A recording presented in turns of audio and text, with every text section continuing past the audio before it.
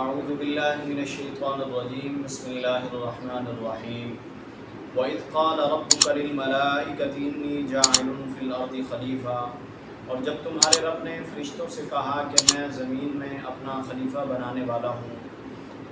اللہ رب العالمین نے جب حضرت آدم علیہ نبینا علیہ السلام کو پیدا فرمانے کا ارادہ فرمایا تو جو فرشتے عرش کو اٹھائے ہوئے تھے ان فرشتوں میں سے ایک فرشتے کو روح زمین پر بھیجا تاکہ وہ زمین سے مٹی لے کر آئیں اور حضرت آدم علیہ نبینا علیہ السلام کے جسد اطہر کو بنایا جائے۔ جب وہ فرشتہ روح زمین پر آیا اور وہ مٹی اٹھانے لگا تو زمین نے کہا کہ میں تجھے اس ذات کا واسطہ دیتی ہوں جس نے تجھے بھیجا ہے، مجھ سے کوئی ایسی چیز لے کر نہ جا کہ جو کل آگ کا حصہ بنے۔ تو اس فرشتے نے جب یہ واسطہ سنا اللہ رب العالمین کی ذات کا تو وہ واپس لوٹ گیا اور اللہ تعالیٰ نے پوچھا، فرمایا تجھے کس چیز نے روکا؟ اس نے کہا کہ باری تعالیٰ زمین نے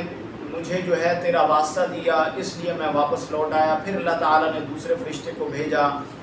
زمین نے پھر وہی بات کہی، فرشتہ واپس لوٹ آیا۔ اسی طرح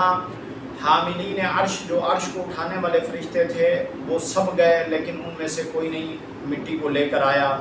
پھر اللہ تبارک و تعالی نے حضرت ملک الموت علیہ السلام کو بھیجا، فرمایا تم جاؤ مٹی لے کر آؤ۔ جب وہ روح زمین پر پہنچے مٹی لینے کے لیے تو انہوں نے مٹی اٹھانے کا جب ارادہ کیا تو زمین نے پھر وہی بات کہی، کہا کہ میں تجھے اس ذات کا واسطہ دیتی ہوں کہ جس نے تجھے بھیجا ہے یہاں مٹی لینے کے لیے،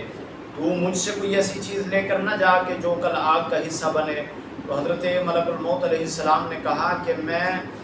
تو نے جس ذات کا مجھے واسطہ دیا ہے کہ میں اس ذات کی نافرمانی نہیں کر سکتا، لہذا میں مٹی لے کر جاؤں گا۔ حضرت ملک الموت علیہ السلام نے وہ زمین کے کئی مقامات سے یعنی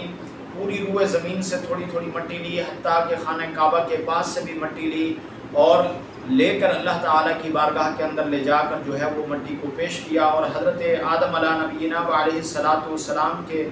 جسد اطہر کو پیدا کرنے کے لیے جب اس مٹی کو پانی کے اندر ملایا گیا تو اس مٹی کو اسی طرح 40 رات کے لیے چھوڑ دیا گیا، یعنی پانی اور مٹی کے درمیان، پانی کو مٹی کے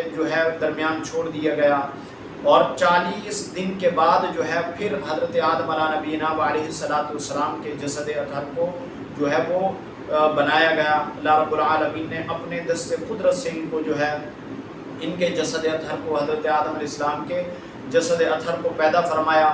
جب حضرت آدم علیہ نبینا علیہ السلام کے جسد اطہر کو پیدا کیا گیا تو ابلیس نے جب ان کے جسد اطہر کو دیکھا تو اسے بڑا تعجب ہوا اور اس نے یہ بات کہی تھی، کہا کہ اگر آپ کو مجھ پر سرداری دی گئی تو میں آپ کی نافرمانی کروں گا، آپ کا کہنا نہیں مانوں گا،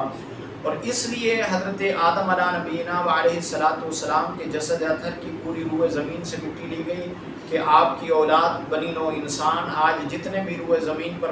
بستے ہیں، حضرت آدم علیہ السلام کی ذات سے لے کر قیامت تک آنے والی نسل انسانیت کی وہ رنگت وہ مختلف ہوتی ہے۔ اس کی بنیادی وجہ یہ ہے کہ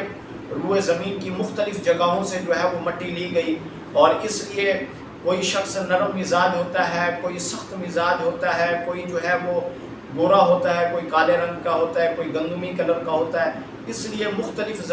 زمین کے وہ حصوں سے جب مٹی لی گئی تو اللہ رب العالمین نے وہ انسانیت کو مختلف رنگوں کے اندر پیدا کیا۔ اس سے مزید وضاحت ہم انشاءاللہ اگلی ویڈیو میں بیان کریں گے۔ اللہ تعالی ہمیں حق بیان کرنے کی توفیق عطا فرمائے۔